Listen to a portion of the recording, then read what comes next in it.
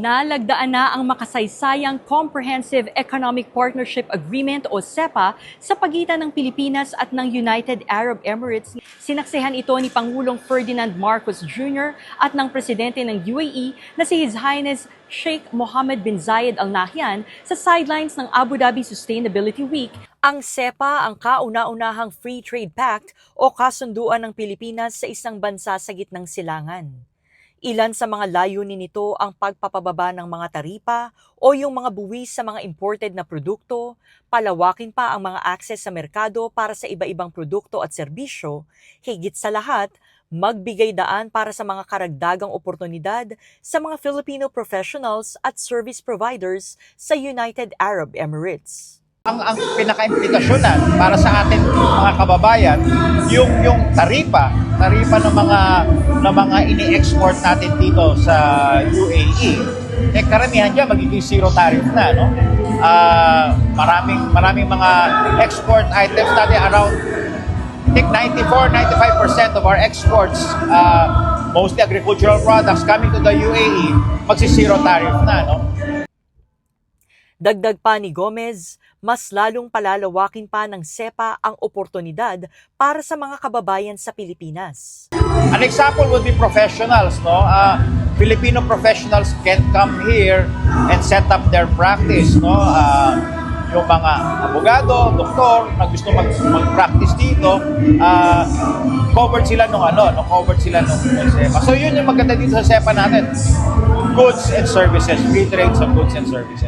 Mapapadali yung mga pagpunta nila dito, lalo na kung may mga serbisyong kinakailangan ng United Arab Emirates na kaya na mag-supplyan ng mga professionals natin from the Philippines, madadagdagan, no? So, yung oportunidad sa mga kababayan natin at mga kamag-anak nila sa Pilipinas ay lalawak. So, medyo malaking bagay talaga para sa ating ekonomiya yan. Ayon kay Gomez, maraming negosyanteng taga-UAE ang nakausap na ni Pangulong Marcos ang naghahanda para pumunta sa Pilipinas para mag-invest. So dyan yung data centers na tinatawag. Isa sa priority ng Pangulo natin yung data centers na maging hub tayo ng data centers sa Southeast Asia. In renewable energy, so maraming areas na interesado mga negosyante sa UAE na mag-invest sa ating bansa. At welcome sila sa ating Pangulo. Natuwa ang mga OFW sa paglagda ng CEPA, lalo na ang mga negosyanteng Pinoy sa UAE. So the Philippine Business Council is created under the mandate of Dubai Chambers, right? So it's actually our mandate to encourage stronger bilateral relations between the Philippines and the UAE. So this actually supports what we're here for, what we stand for. So this is very positive for us. Of course, it will encourage investments coming to the UAE for Filipinos and also investments from the UAE towards the Philippines. So both ways. Magandang oportunidad dito na makakatulong sa mga kapwa natin Pilipino at hindi lang dito sa UAE kundi pati sa Pilipinas. Natutuwa ako sa pangyayari na yan dahil magkakaroon ng magandang oportunidad ang mga Pilipino sa pagtatrabaho dito. At yung mga produkto na galing sa Pilipinas ay na-excite ako na matikman lahat dito. Na dumadami yung mga produkto galing ng Pilipinas. I'm happy for what is happening between the UAE government and our government po. There are about 200 nationalities here. So, ang chances na pwede natin may expose ang ating mga products sa kanila and will help the economy back home also grow. For sure, next week I will have to go to the embassy and ask the details about this, what we can opportunity, what we can see, the opportunities na pwede nating pasukin. I myself is shifting towards entrepreneurship, so I'm very excited personally. Umani rin ang mga samut-saring reaksyon mula sa iba pang OFWs ang pagbisita ng Pangulo sa bansa. Siguro sa ikabubuti rin ng bansa Pilipinas. Siguro limited na yung time niya kaya minamadali na rin niya yung pakikipagpulong. Una sa lahat, makakatulong ng malaki sa Pilipinas yan. Para din sa ikagaganda rin ng ekonomiya ng Pilipinas or malaking impact po yan para sa ating mga Pilipino. Though maiksing panahon na lang, so ipagbuti na lang ng Pangulong Bongbong Marcos o ng Presidente natin yung mga bagay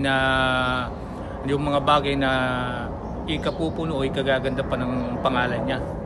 Bago lumipad pauwi ng Pilipinas, dagli namang nakipagkita sa mga Pinoy sa UAE ang Pangulo. Kasama rin sa meeting with the Filipino community, sila First Lady Liza Marcos at ilang opisyal ng iba pang sangay ng gobyerno, gayon din ang mga taga-embahada ng Pilipinas sa UAE at konsulado sa Dubai. Bago ang meeting, ginanap naman ang third leg ng Bagong Bayani ng Mundo, serbisyo caravan sa UAE na pinangunahan ng Department of Migrant Workers at Overseas Workers Welfare Administration o OWA sa pakikipagtulungan ng Philippine Embassy sa UAE at konsulado sa Dubai. Tampok sa caravan ang iba-ibang serbisyo ng gobyerno para sa mga OFWs. Overwhelming ang responses dito. Nagpapasalamat tayo sa Filipino community volunteers natin. Higit kumulang ay abot ng halos 1,000 ang OFWs na nabigyan ng serbisyo programa. It's the third leg in UAE, but this will not be the last. We plan to have 4 legs here throughout the year. So we will be back. First quarter ngayon, we will be back in the second quarter. Umaasa ang mga OFW sa UAE naway tuloy-tuloy ang mga programa ng gobyerno para sa kapakanan at kaunlaran ng mga Pilipino sa Pilipinas at maging sa ibang bansa. Milani Sanchez Regalado para sa TFCN, the Filipino Correspondent Network. Your news, your story, your network. Abu Dhabi, United Arab Emirates.